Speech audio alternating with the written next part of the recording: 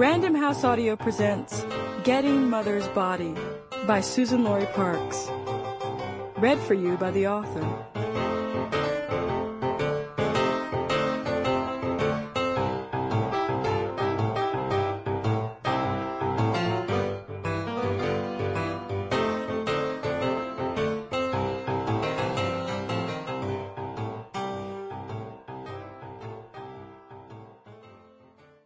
Billy Beede.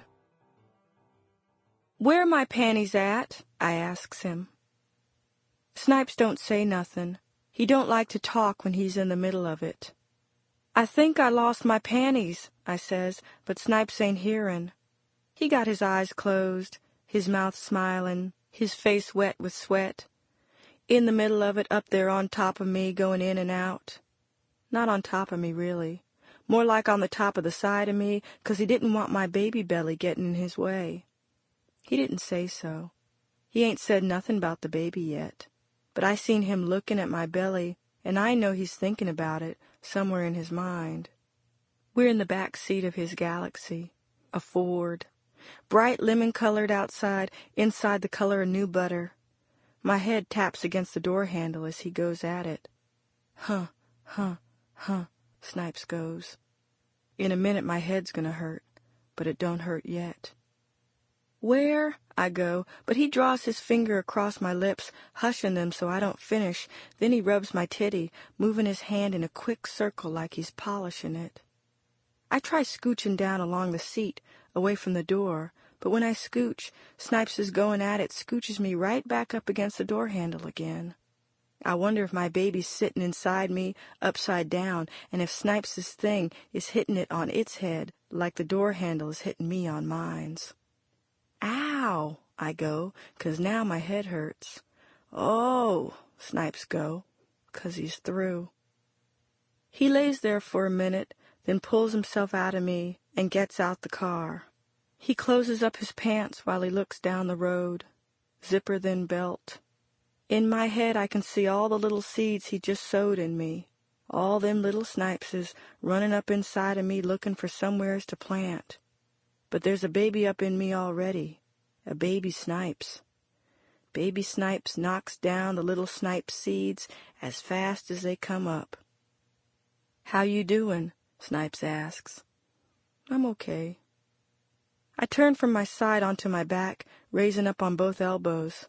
My house dress is all open, and the baby makes a hump. Snipes turns to look at me, his gold-colored eyes staying on mine's, seeing the hump without really seeing it.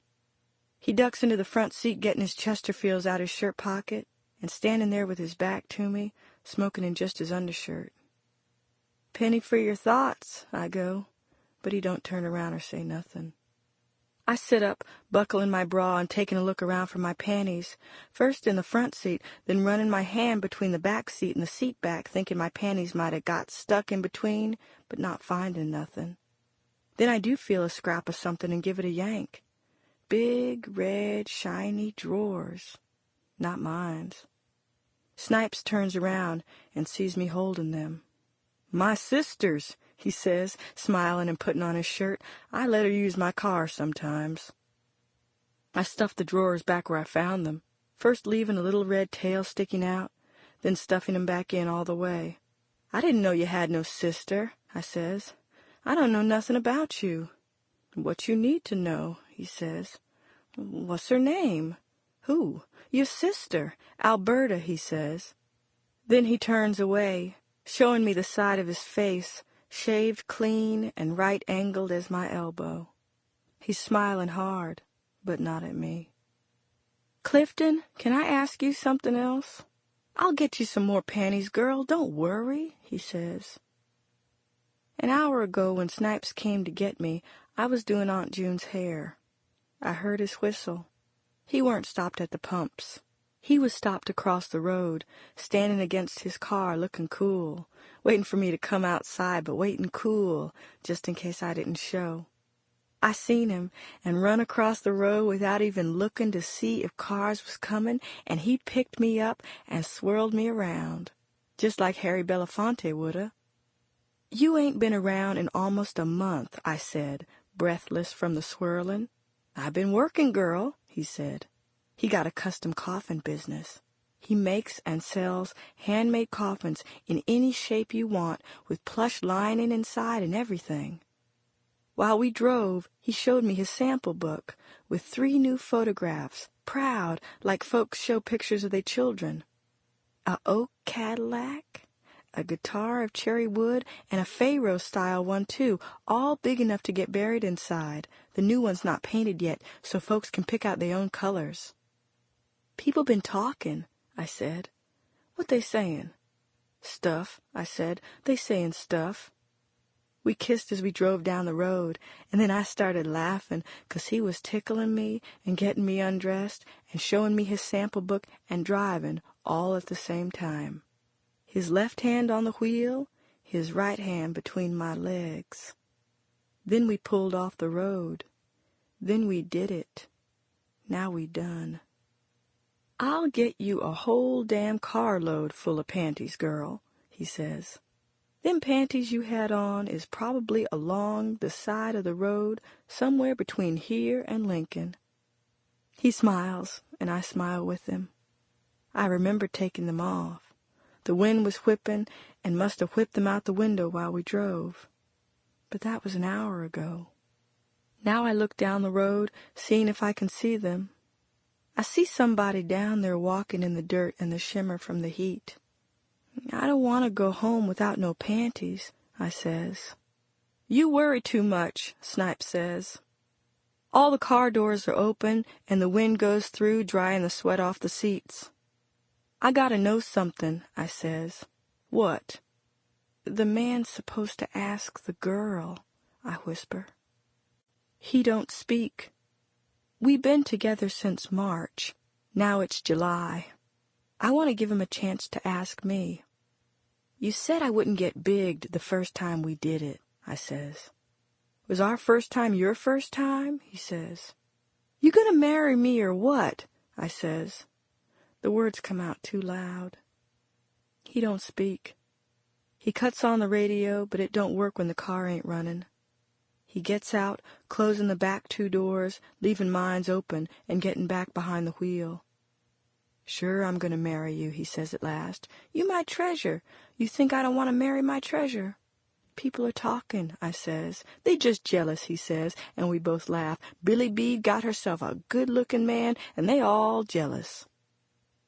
When we quit laughing, we sit there quiet. "You my treasure, girl," he says. "You my treasure, capital T, make no mistake. I'm 5 months gone," I says. Too loud again. He wraps his fingers tight around the wheel. I want him to look at me, but he don't. Someone comes up, stopping a foot or 2 from the car to stare at us open-mouthed. It's Laz. He got his wool cap down around his ears and his plaid shirt buttoned to the chin. "You want your ass kicked?" Snipes asks him. "Not today," Laz says. "You don't stop looking at me and my woman, I'ma kick your black ass," Snipes says. Laz looks at the ground. "You don't get the hell out of here, I'ma kill you," Snipes says. "Being dead don't bother me none," Laz says. He got a bold voice, but he ain't looking up from the ground. Snipes jumps out the car and they stand there toe-to-toe. Everything Snipes got is better than everything Laz got. "Go the hell home, Laz," I says, and he turns and goes. Snipes throws a rock and Laz runs. "Goddamn boot-black, wool-hat-wearing, 4-eyed nigger probably wanted to see us doing it," Snipes goes, getting back in the car and laughing and holding my hand. "Peepin' and creepin', boot-black, winter-hat nigger." "Laz is just Laz," I says. "His daddy runs the funeral home, but Laz ain't never gonna be running shit," Snipes says, laughing hard and squeezing my hand to get me to laugh too, and I laugh till his squeezing hurts, and I make him let go. "Today's Wednesday, ain't it?" Snipes says. He looks down the road, seeing his upcoming appointments in his head. "I'm free towards the end of the week. Let's get married on Friday." "Really?" "Friday's the day," he says, taking out his billfold. He peeks the money part open with his pointer and thumb, then feathers the bills, counting. His one eyebrow lifts up, surprised. "That's what you would call—" Sample complete. Ready to continue?